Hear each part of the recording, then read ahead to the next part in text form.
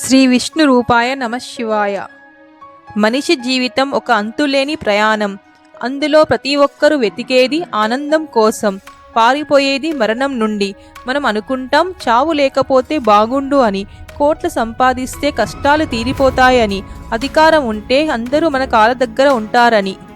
కానీ నిజంగా ఇవేమి మనిషికి శాంతిని ఇవ్వగలవా? మనిషి కోరికలకు దేవుడు ఇచ్చే వరాల మధ్య జరిగే విచిత్రమైన ఆటలో చివరికి గెలిచేది ఎవరు? మనిషి ఆశనా లేదా దైవ నిర్ణయమా? అత్యాశకు పోయి అమరత్వం కోరుకొని చివరకు అసలైన సత్యం తెలుసుకున్న రంగనాథం అనే ఒక మనిషి కథ ద్వారా ఈరోజు మన జీవితం పరమాత్మం ఏమిటో ఈ వీడియోలో తెలుసుకుందాం. ఒకరోజు రంగనాథం అడవికి వెళ్లి ఘోర తపస్సు చేశాడు. అతడి పట్టుదలకు మెచ్చి దేవుడు ప్రత్యక్షమయ్యాడు. భక్త రంగనాథ, ఈ తపస్సుకు మెచ్చాను, ఏం వరం కావాలో కోరుకో అన్నాడు దేవుడు. అప్పుడు రంగనాథం ఆనందంతో, స్వామి, నాకు ఎప్పటికీ చావు రాకూడదు, నేను చిరంజీవిగా ఉండిపోవాలి అని కోరాడు. దేవుడు చిరునవ్వు నవ్వి తదాస్తు అని మాయమైపోయాడు. రంగనాథం ఎంతో సంబరపడ్డాడు. కాలం గడుస్తుంది. 60 ఏళ్ళు వచ్చాయి, 80 ఏళ్ళు వచ్చాయి, 100 ఏళ్ళు దాటాయి. అతని భార్య, పిల్లలు, స్నేహితులు అందరూ కాలం చేశారు. కానీ రంగనాథం మాత్రం చనిపోలేదు. దేవుడు అతనికి చావు రాకుండా చేశాడే తప్ప ముసలితనం రాకుండా చేయలేదు. రంగనాథం శరీరం చిక్కిపోయింది. కళ్ళు కనపడడం లేదు, కాలు కదలడం లేదు, నోట్లో పండ్లు లేవు. మంచం మీద నుంచి లేవలేక, తన పనులు తాను చేసుకోలేక నరకం అనుభవించసాగాడు. ఎవరు చూసేవాళ్ళు లేరు.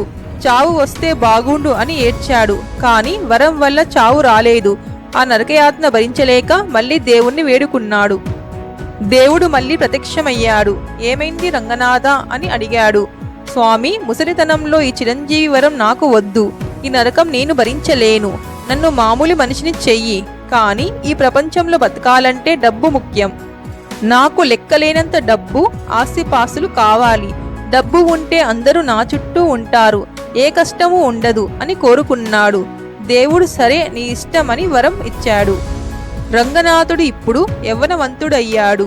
అతని ఇంటి నిండా బంగారం, వజ్రాలు, డబ్బు రాశులుగా వచ్చి పడ్డాయి. ఊరంతా అతని చుట్టూ చేరింది.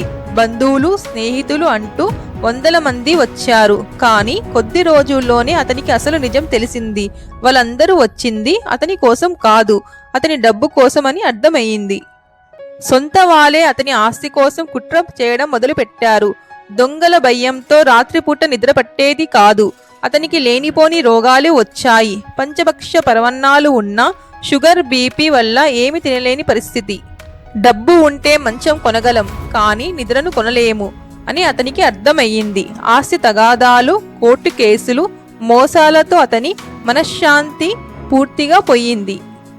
రంగనాథం మళ్ళీ దేవుణ్ణి పిలిచాడు. స్వామి, ఈ డబ్బు వల్ల ప్రాణభయం తప్ప శాంతి లేదు. నాకు ఈ డబ్బు వద్దు, నాకు అధికారం కావాలి, రాజులా బతకాలి అనుకున్నాడు. అలాగే జరిగింది. అతను పెద్ద రాజు అయ్యాడు. కానీ అధికారం వచ్చాక శత్రువులు పెరిగిపోయారు.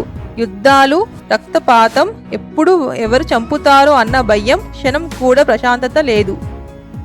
రంగనాథం అలిసిపోయాడు. చిరంజీవిగా ఉన్నప్పుడు శరీరం సహకరించలేదు, డబ్బు ఉన్నప్పుడు మనుషులు సహకరించలేదు, అధికారం ఉన్నప్పుడు పరిస్థితులు సహకరించలేదు. ఏది ఉన్నా మనసుకు శాంతి మాత్రం దొరకలేదు. అప్పుడు కన్నీళ్లతో దేవుణ్ణి చివరిసారిగా ప్రార్థించాడు. దేవుడు రాగానే రంగనాథం కాళ్ళ మీద పడ్డాడు. స్వామి, నేను మూర్ఖుణ్ణి. శాశ్వత జీవితం, డబ్బు, అధికారం ఇవేమి మనిషికి నిజమైన ఆనందాన్ని ఇవ్వలేవని తెలుసుకున్నాను. ఇవి ఎప్పుడు ఏదో ఒక బాధను మిగిలిస్తూనే ఉంటాయి. నాకు ఇక ఏ కోరిక వద్దు. నాకు జనన మరణాల చక్రం నుండి విముక్తి ప్రసాదించు. నాకు మోక్షం కావాలి, నీలో ఐక్యమైపోయే ప్రశాంతత కావాలి అని వేడుకున్నాడు. దేవుడు చిరునవ్వుతో, నాయనా రంగనాథ, ఇన్నాళ్లకు నీకు నిజమైన జ్ఞానం కలిగింది. కోరికలను జయించడమే నిజమైన ఆనందం అని చెప్పి అతనికి మోక్షాన్ని ప్రసాదించాడు. మనిషి జీవితంలో ఆరోగ్యం, డబ్బు, హోదా ఎంత ఉన్నా మానసిక ప్రశాంతత, తృప్తి లేకపోతే ఇవన్నీ వృధానే. అన్నిటికన్నా గొప్ప వరం మోక్షం. మనిషి అమరత్వం కోరుకున్నాడు, కానీ ముసలితనం అనే నరకాన్ని అనుభవించాడు. ఐశ్వర్యం కోరుకున్నాడు, కానీ మనుషుల మోసాలను, మనశ్శాంతి లేని జీవితాన్ని చూశాడు. అధికారం కోరుకున్నాడు, కానీ భయ్యాన్ని మాత్రమే పొందాడు. ఈ కథ కేవలం రంగనాథ అనే వ్యక్తిది మాత్రమే కాదు, సగటు మనిషి మనస్తత్వానికి అర్థం పడుతుంది. మనం వేటినైతే గొప్ప అదృష్టాలు అని భ్రమపడతామో అవే మనకు శాపాలుగా మారే ప్రమాదం ఉంది. ప్రపంచంలో ఏది శాశ్వతం కాదు, ఒక ఆత్మజ్ఞానం తప్ప. కోరికలు అనే బరువును దించుకున్నప్పుడే మోక్షం అనే తీరం కనిపిస్తుంది. జనన మరణాల చక్రం నుండి విముక్తి పొందడమే మనిషికి దొరికే నిజమైన వరం. అదే శాశ్వత ఆనందం. Thank you for watching my video. ఈ వీడియో కనుక మీకు నచ్చినట్టయితే ఈ డివైన్ తెలుగు భక్తి ఛానల్ని లైక్, షేర్ అండ్ సబ్స్క్రైబ్ చేయండి. శ్రీ మాత్రే నమః.